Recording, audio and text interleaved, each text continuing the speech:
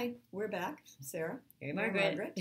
And today we're going to talk about what to look for during meal times. Right. What kind of interactions can we sort and notice as we look at the class observation measure? Yeah. So mealtimes, sometimes we get a lot of questions about that. What does that look like? How can you have effective interactions around meals?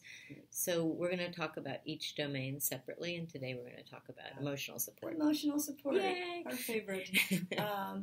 And so one of the things to think about in terms of emotional support, starting with positive climate and thinking about building those relationships. And so one of the first things I would want to see is the teacher sitting with the children at the table having conversations with them, or is the teacher more involved in managerial tasks, pushing the food cart, making sure that everybody is getting served. Because when you have a relationship with somebody, you share a meal with them or you share a conversation. We'd also look to see if the kids are talking to each other and if that's encouraged, because we do want to see how that teacher is promoting that sense of community.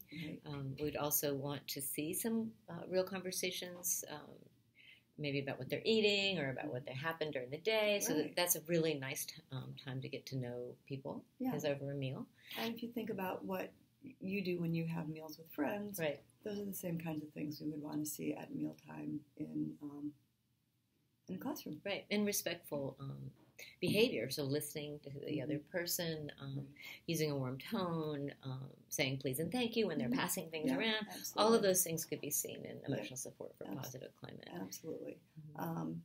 And then other things we look at, how comfortable are the children if I can't open that milk carton because I just don't quite have those fine motor skills. Right. Is that teacher aware of that? Which would be teacher sensitivity by scanning, checking in, or do they ask for help or look for help? Do I ask for help? Do I feel comfortable enough with my teacher to ask for help, or do I just kind of keep going with it and end up spilling it all over myself? Exactly. And so that teacher is really aware of what's going on and responsive. Providing that less necessary level of support so that they can do that, but really help, keeping them at it. Also that addressing the problem. So if the teacher sees that the child's having a problem, do they help in a way that does solve the problem for the child so that the milk is opened or the juice box the spill is wiped up. Exactly. And then in terms of regard, we're looking at, the kids have some responsibility, so maybe they serve themselves. Or if they're going through a line in the cafeteria, do they go through the line and ask for their food and, use their voucher or pay or however they do that? Do they put away their food? Sometimes kids wash the table.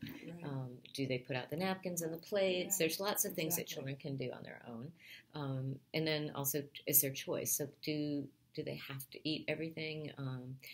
Do they have to try things? Or what about the pacing? Are they rushed through the meal? Expression? Student expression, obviously. But the other thing I was thinking about is when you talked about choice, and I know that this bleeds over into productivity, so you'll have to just bear with us. We're doing that next. Yeah, we'll do that next. But, when they're done, do they have the choice to clean up by themselves? Or do they have to wait for everybody? And then go to the book nook and read a book, or maybe go and wash their hands, brush your teeth. Do they have that choice, or does everybody have to sit at the table regardless of whether they're done eating or not? Right.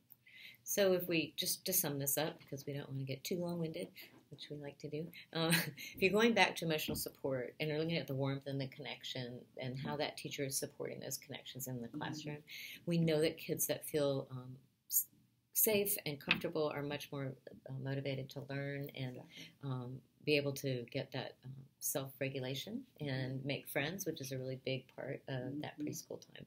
So emotional support in the cafeteria can be something that you can see lots and lots of evidence of. Talk to you next time. Bye.